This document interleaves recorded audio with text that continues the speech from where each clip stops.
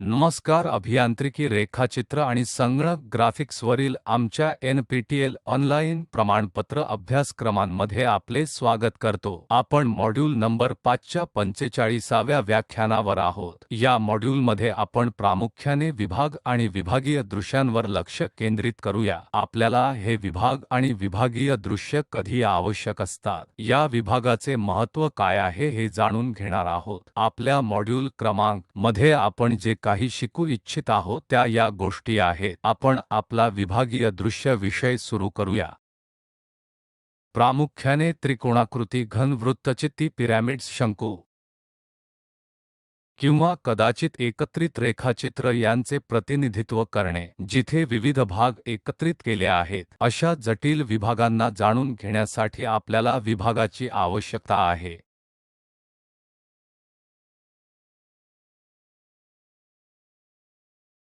विभागीय दृश्य तयार करण्याचे मुख्य कारण लपलेल्या रेषेचे निर्मूलन,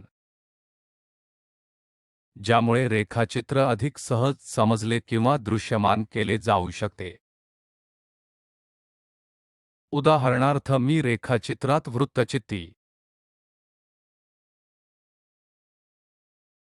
रेखाटत असल्यास जर मला प्रतिनिधित्व करायचे असेल तर कदाचित दृश्य समोरील दृश्य असेल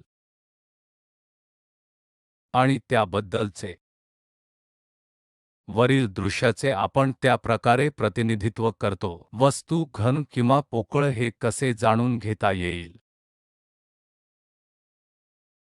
त्याचे प्रतिनिधित्व करण्यासाठी आपल्याला या प्रकारच्या विभागीय दृश्यांची आवश्यकता असेल. उदाहरणार्थ, जर येथे फक्त एका धातूचे पत्रक असेल, ते अतिशय कमी जाडीचे असेल. जेव्हा आपण त्याचे प्रतिनिधित्व करीत असतो, समोरील दृश्यावर आपल्याला ती वस्तू घन आहे का किंवा पोकळ आहे हे माहीत नसते, जोपर्यंत आपण कापलेला विभाग बनवत नाही. हा पहिला भाग काढून टाका आणि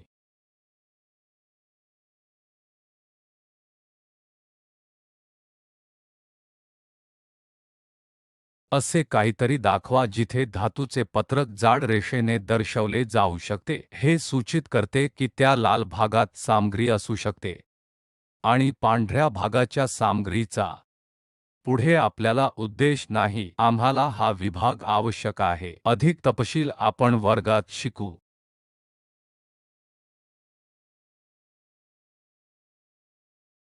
सामान्यतः या विभागाचे प्रतिनिधित्व आम्हाला स्पष्टता सुधारण्यास आणि भागांची अंतर्गत वैशिष्ट्ये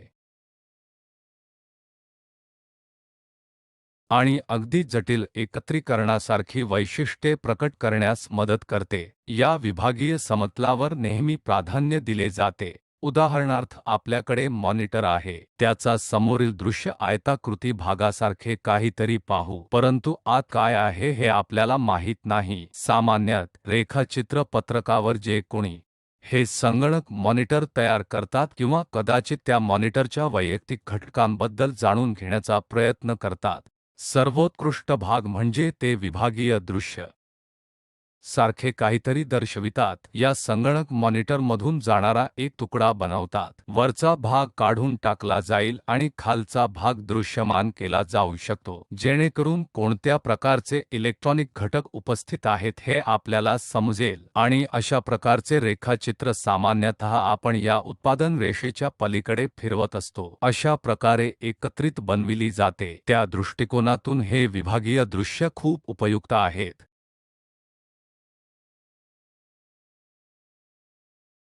किंवा कदाचित आपल्याकडे लिहिण्यासाठी वापरण्यात येणारे पेन आहेत.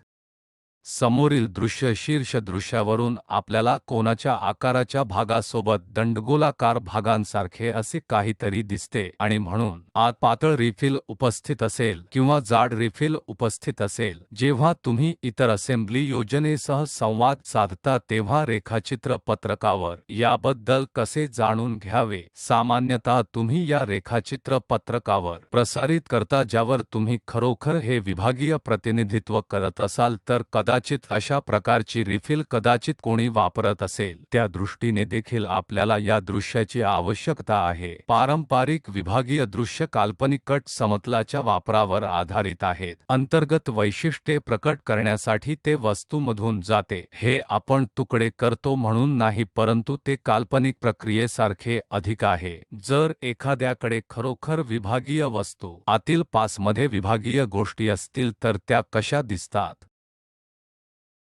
हे काल्पनिक कापलेला समतल योजरा द्वारे नियंत्रित केले गेले आहे आणि ते वस्तूमधून पूर्णपणे जाऊ शकते. तसे घडत असल्यास आपण त्याला पूर्ण विभागीय दृश्य म्हणू शकतो. उदाहरणार्थ, आपल्याकडे पाण्याची बाटली आहे आणि जर आपल्याकडे या समतलासारखे काहीतरी असेल तर त्याचे तुकडे करा. मागच्या बाजूचा भाग B, समोरील भाग F म्हणूया. हा समोरील भाग काढून टाकूया. आणि जर तुम्ही मागील बाजूस पाहत असाल तर तो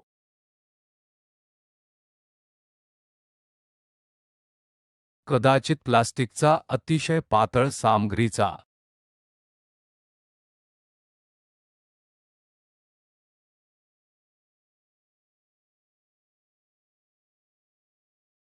बनलेला असेल तर आमच्याकडे प्लास्टिकची सामग्री आहे.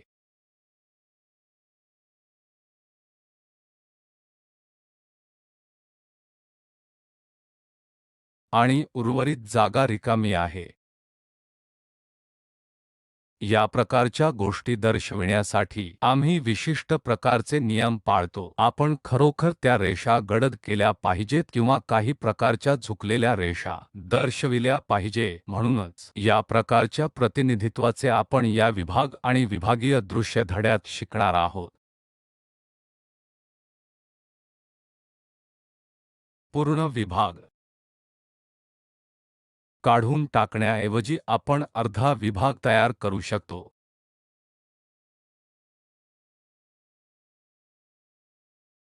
ते वस्तूमधून अर्ध्यात जाण्यासारखे जास्त आहे.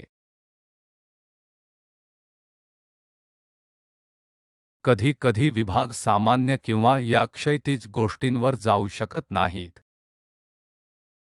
परंतु काही वाकलेल्या प्रकारचे दृश्य बनवता येऊ शकतात. ते अत्यंत क्लिष्ट वस्तू सादर करतात. जोपर्यंत आपण हे वाकलेल्या प्रकारचे विभागीय दृश्य दर्शवित नाही, त्या सामग्रीच्या आत काय आहे हे समजून घेण्यासाठी आपला भाग कधीही जाणार नाही. आणि कधीकधी तो पूर्णपणे त्या भागामधून जाते, परंतु खंडित कापलेले विभागीय दृश्य नावाच्या काही गोष्टी नंतर सविस्तरपणे पाहता येतील. कापलेले समतल रेषा जी वस्तूमधून कापून समतलातून जाते हे दर्शवते.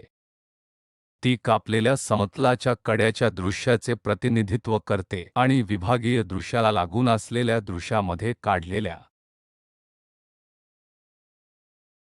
दोन संकल्पना महत्त्वाच्या आहेत. एक म्हणजे कापलेले समतल, दुसरी म्हणजे कापलेले समतल रेष.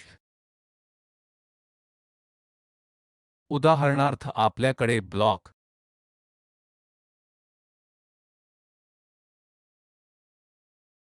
पास आहे. कदाचित कापलेले समतल ते आहे जे या बिंदूतून जातात.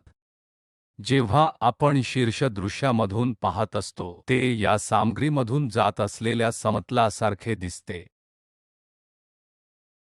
आपण काही बाणाचे प्रतिनिधित्व देऊ आणि याला आपण रेष, कापलेले समतल रेष म्हणतो. याला कापलेले समतल म्हणतो.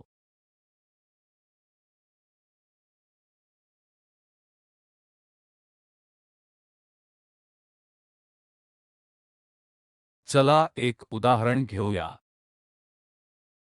आपल्याकडे एक वस्तू आहे. ही छिद्रे आहेत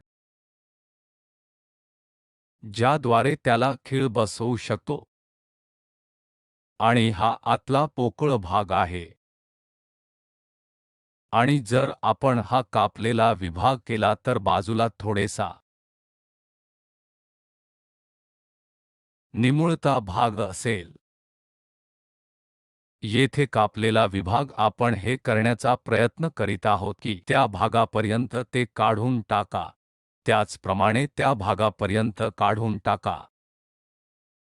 जर आपण हा भाग काढू शकलो तर कदाचित उरलेला भाग कदाचित असा दिसतो.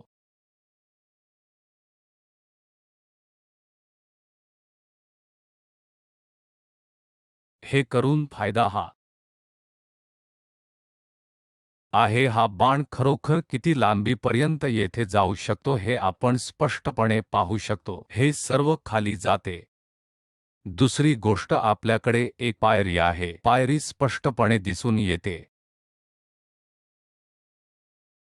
तिसऱ्यामध्ये इथे आत निमुळता आहे की नाही, की आपण स्पष्टपणे पाहू शकतो की त्या सामग्रीची आणि जाडी स्पष्टपणे दिसू शकते.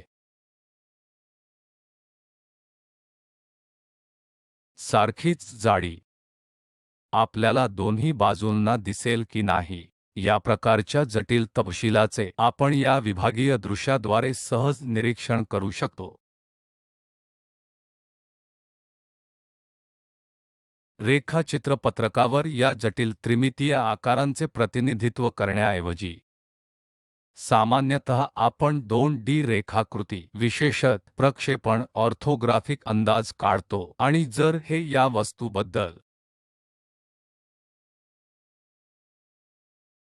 समोरचे दृश्य असेल तर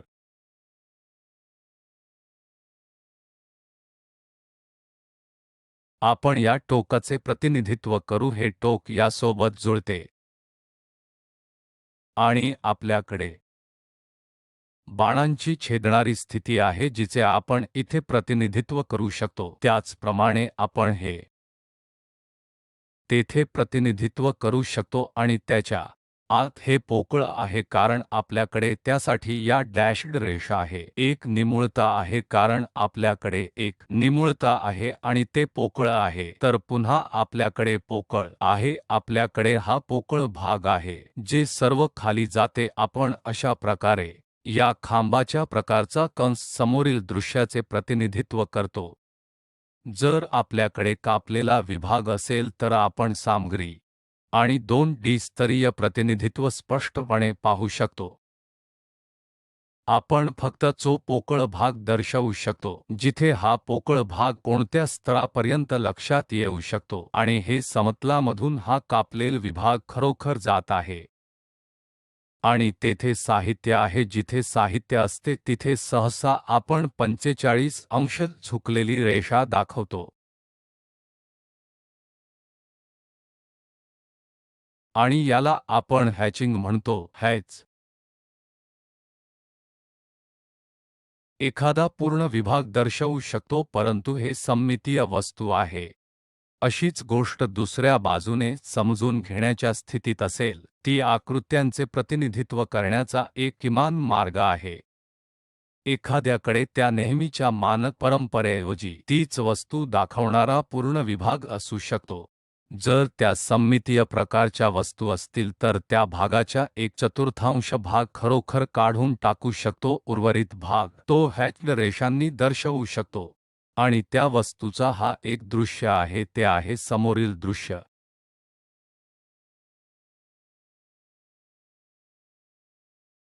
उदाहरणार्थ, आपल्याकडे या प्रकारचा बॉक्स ब्लॉक असल्यास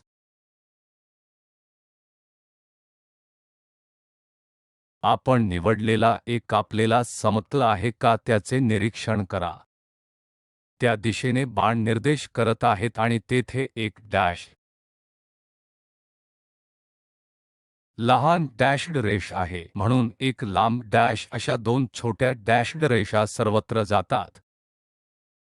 त्या फक्त वस्तूवर थांबत नाहीत परंतु वरच्या बाजूला आणि खालच्या बाजूला सर्वत्र विस्तारित जातात. बाणांचे प्रतिनिधित्व आहे. आणि जर आपण ते केले तर नेहमीचे प्रतिनिधित्व बाणांच्या दिशेने आहे. आपण वस्तू त्यापासून दूर ठेवू, उर्वरित भाग काढून टाकू, तर बाणाची दिशा या मार्गाने आहे. म्हणजे आपण हा भाग ठेवू आणि हा भाग याला आपण काढून टाकू। जेव्हा आपण त्याच सारखे त्या दिशेने एक तुकडा केल्यानंतर त्याला काढून टाकतो।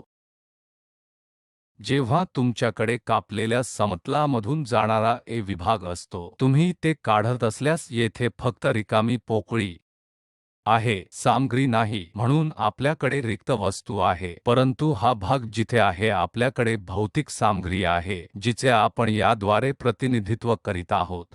त्याचप्रमाणे तेथे साहित्य आहे। हा मार्ग आहे ज्यायोगे आपल्याला परिणामित विभाग मिळतो। सहसा कापलेला समतल जाड डॅशड रेषेने दाखवले जातात। ही वस्तू च्या कडेवर विस्तारते, ही त्या वस्तूची कडा आहे परंतु ती त्या पुढे जाते। जेव्हा तुम्ही विभाग दर्शवत असताना किमान 6 मीटर लांबी दर्शविली पाहिजे। उदाहरणार्थ जर ही वस्तू तुम्हाला कापायची असल्यास तुम्ही ती त्या मार्गाने दाखवू इच्छित नाही। या डॅशड रेषेद्वारे तुम्ही कशाचे प्रतिनिधित्व करता? एक मार्ग म्हणजे लांब डॅश डॅश डॅश लांब डॅश डॅश डॅश लांब डॅश। अशा प्रकारचे विभाग आपल्याकडे असतील, आपल्याला हे ठेवायचे आहे। त्यानंतर बाणाची दिशा त्या दिशेने असायला हवी आणि हे आपल्याला काढून टाकायचे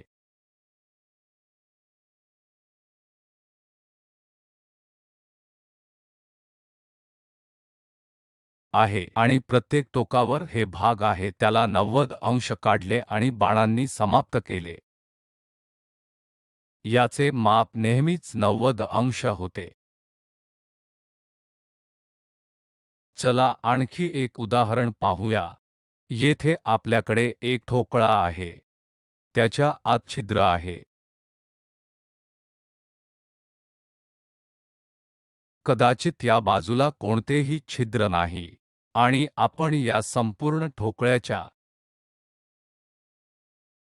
विभागीय दृश्याचा विचार करू इच्छित आहोत। विभागीय कापलेले एक काल्पनिक समतल आहे। हा या रेषेमधून जातो आणि त्या मार्गाने बाणाची दिशा आहे। याचा अर्थ आपण ते दृश्य जतन करू आणि हा भाग काढू। हा भाग बाहेर येईल आणि उर्वरित भाग प्रतिनिधित्व करेल, कारण आपल्याकडे नेहमी विभागीय दृश्य असते। हॅच रेषांनी हा भौतिक भाग दर्शविलेला आहे। त्याचप्रमाणे येथे हॅच आहे आणि त्याचप्रमाणे हा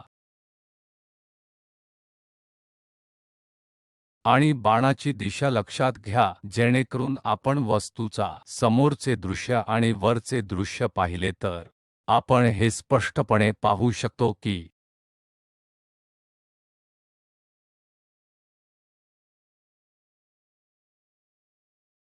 आपल्याला या दिशेने समोरील दृश्य पाहायचे आहे। कदाचित आपण एका बाजूने खालची बाजू दृश्यमान करू शकतो किंवा आपण या दिशेने समोरील दृश्य म्हणून पाहू इच्छितो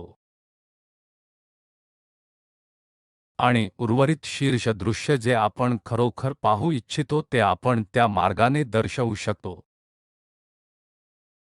आता जर आपण प्रथम कोन प्रक्षेपण वापरत असू तर वर आणि तळाशी तुमचे समोरील दृश्य, जर एखादी गोष्ट तिसरा कोन प्रक्षेपणासह जात असेल तर त्या दृश्याद्वारे दिशानिर्देशांवर आधारित तुमचा समोरील दृश्य आणि वरील दृश्य आपण पाहू शकतो की समोरच्या दृश्याचा भाग त्या भौतिक घटकाचे वर्तुळ करतो।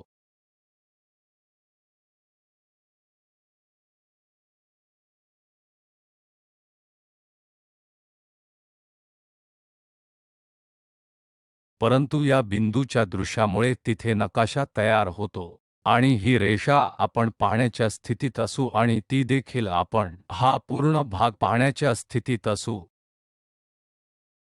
आणि त्यामधून एक लहान छिद्र जात आहे, ज्याला आपण याचे लांब डॅश्ड रेषेद्वारे प्रतिनिधित्व करू शकतो. ज्या प्रकारे आपल्याला वस्तू चा विभागीय दृश्य मिळते, सामान्यतः विभाग दुसऱ्या दृश्यामधून दर्शविला जाईल, कदाचित इथे शीर्ष दृश्यामध्ये, जेथे विभागाला त्या वस्तूवर विचारात घ्यावे लागेल जे त्या वस्तूच्या मध्यभागातून जात आहे आणि आपल्याला हा भाग काढून टाकायचा आहे. त्या चे दृश्य ठेवा. मग साहजिकपणे आपण बाणाचे त्या मार्गाने त्याचे प्रतिनिधित्व करूया.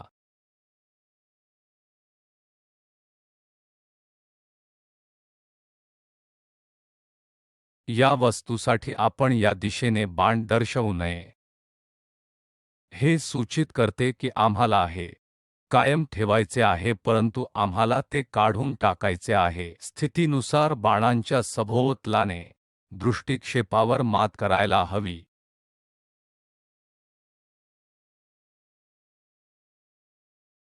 या कापलेले समतल रेषेसाठी मुळात दोन प्रकारच्या ओळी स्वीकार्य आहेत.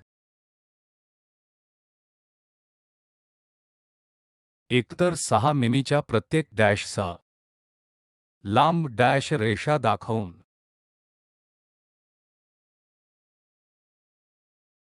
आणि या लांब डॅशमधील अंतर 1.5 मिमी असेल आणि बाण नेहमीच 90 अंश रेखाचे प्रतिनिधित्व करतात. लांब डॅशनंतर 2 डॅश असलेल्या रेषा आणि पुन्हा एकदा लांब डॅश दाखवण्याचे इतर मार्ग आहेत. एक लांब डॅश, 2 लहान डॅश, नंतर लांब डॅश. या लांब डॅश आणि छोट्या डॅशमधील अंतर 1.5 मिमी आहे.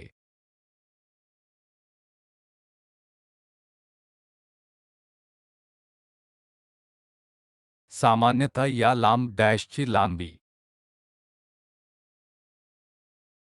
मिमी ते मिमी दरम्यान असते आणि लहान डॅश सामान्यतः मिमी लांबीच्या असतात.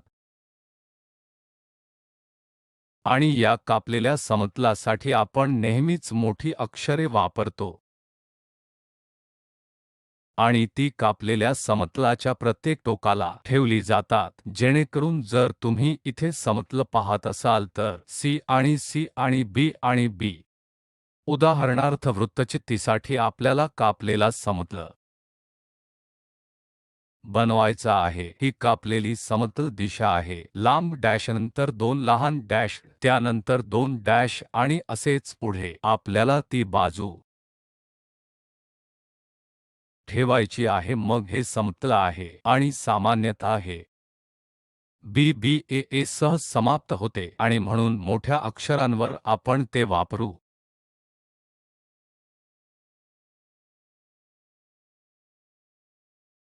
जर या दंडगोलाकार प्रकाराच्या वस्तू असतील तर केंद्रीय रेषा, मग कापलेल्या समतलाच्या रेषेला अक्ष किंवा मध्यवर्ती रेषेच्या तुलनेत नेहमीच प्राधान्य असते. चला त्या वस्तूकडे पाहूया. उदाहरणार्थ येथे आपल्याकडे वरील दृश्य आहे. जर ते तिसऱ्या कोन प्रक्षेपणात असेल, आपल्याकडे असलेला बाजूचे दृश्य, येथे आपल्याकडे लांब डॅश, छोटे डॅश, लांब डॅश फक्त प्रतिनिधित्व करण्यासाठी आहे त्या वर्तुळाचे केंद्र किंवा कदाचित गोलाकार स्थान. आणि येथे आपण लांब डॅश, त्यानंतर 2 लहान डॅश, लांब डॅश दाखवत आहोत आणि म्हणून विभागीय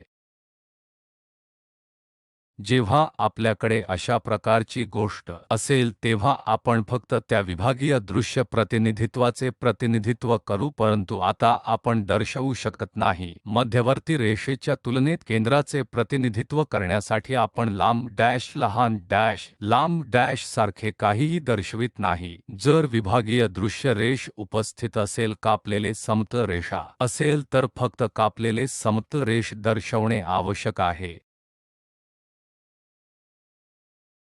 जर आपण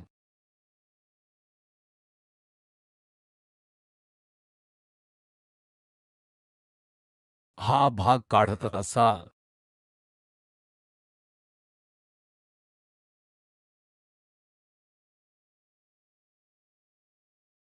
तर हे दृश्य मिळवण्यासाठी आपल्याला मिळणार असलेला विभाग, कारण आपण हा भाग काढत आहोत म्हणून या दिशेने बाणाची दिशा आहे, तर आपल्याला तो भाग टिकवून ठेवायचा आहे. हा भाग काढून टाका. जेव्हा आपण ते करतो तेव्हा बाजूवरील दृश्यावर आपण स्पष्टपणे पाहू शकतो की या जागेवर सध्या साहित्य आहे, त्याद्वारे दर्शविले आहे आणि हा पोकळ भाग आहे, हा देखील पोकळ भाग आहे. आपल्याकडे तेथे कोणत्याही रेषा नाहीत, हे फक्त तरंगण्यासारखे दिसते.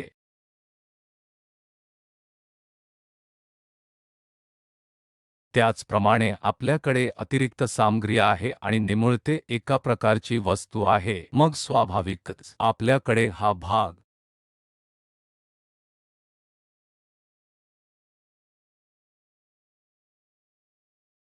असेल. जर आपल्याकडे दंडगोलाकार निमुळत्या प्रकारच्या वस्तू असतील, आपल्याकडे नेहमीच हे विभागीय दृश्य प्रतिनिधित्व फक्त त्या तिमाही फक्त एक चतुर्थांशावर आहे. वस्तूचा संपूर्ण अर्धा पूर्ण विभाग दाखवण्याऐवजी आपण हा भाग काढून टाकूया. जेव्हा आपण तो भाग काढून टाकतो, जर आपण या बाजूने पाहत असाल तर या विभागात एक सामग्री आहे आणि आपण तिथे ती पाहत आहोत.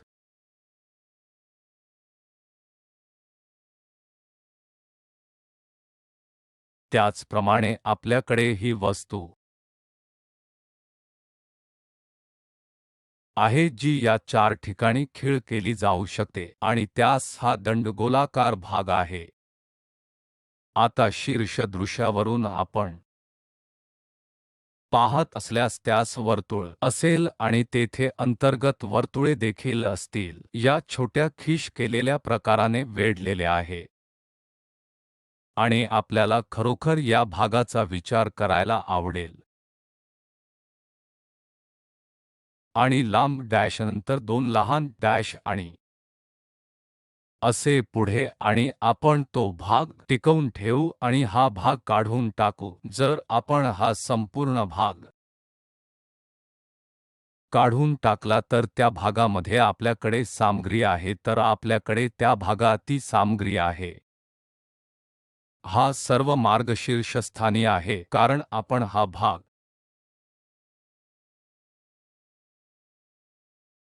काढून टाकण्याचा विचार करीत आहोत. अशा प्रकारे आपण तो काढू इच्छितो. जेव्हा आपण तो भाग काढत असतो तेव्हा त्यात सामग्री आहे, यामध्ये सामग्री आहे. उर्वरित भाग नेहमीप्रमाणे शीर्ष दृश्यासारखे आहे. त्याचप्रमाणे हे विभागीय दृश्य समोरील दृश्यासारख्या एका दृश्यावर असायलाच हवे असे नाही. आपण विभाग किंवा शीर्ष दृश्य घेऊ शकता, ते वाकलेले आणि विभाग देखील असू शकतात. उदाहरणार्थ येथे पहा, आपल्याकडे ही वस्तू आहे. सर्वप्रथम विभाग आहे, एक भाग राखून ठेवा. पुन्हा विभाग घ्या, पुन्हा एक विभाग घ्या. पुन्हा एक भाग घ्या, पुन्हा एक भाग घ्या आणि हा भाग ठेवा, ज्याचा अर्थ ही संपूर्ण गोष्ट ठेवा आणि हा भाग काढा. आपण ते केले तर आपण त्याला पाहूया. हा भाग आपण जे काढत आहोत आणि हे पूर्णपणे रिक्त आहे, तर आपल्याकडे येथे रिक्त भाग आहे जो आपण काढून टाकत आहोत. आपल्याकडे डॅश असलेले आहे आणि ही संपूर्ण गोष्ट आपण खरोखर समोरून पाहू शकतो, परंतु पुन्हा येथे आपल्याकडे डॅश्ड रेषा आहे. या डॅश्ड रेषा आपण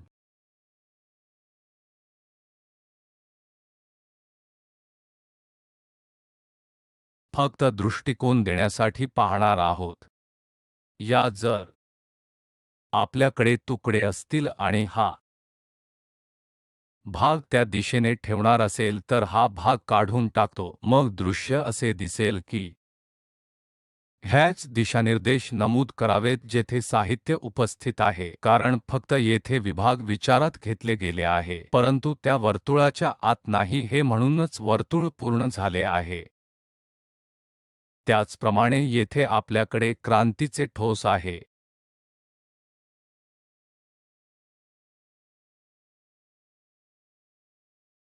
जर आपण येथे कट विभाग घेत असाल तर तुम्ही दोन लहान डॅश नंतर लांब डॅश आणि असेच पुढे पाहू शकता। दुसरे प्रतिनिधित्व येथे आहे। आपण तो भाग ठेवू आणि उर्वरित भाग काढून टाकू, म्हणजे जिथे सामग्री आहे आम्ही ही विभागीय गोष्ट काढून टाकतो। आपल्याकडे तिथे अजूनही शिल्लक सामग्री आहे, उर्वरित भाग रिक्त आहे।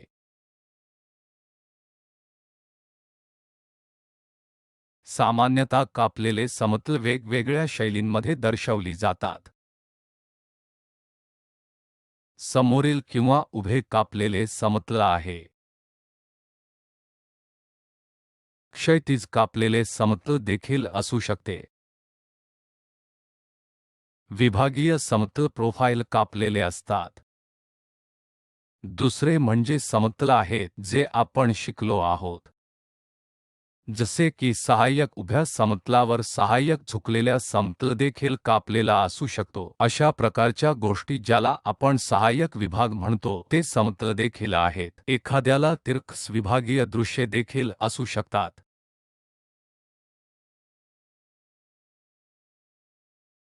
पुढील वर्गात आपण या विभागीय दृश्यांबद्दल अधिक जाणून घेऊया आणि रेखाचित्र पत्रकावर त्याचे प्रतिनिधित्व करूया। धन्यवाद।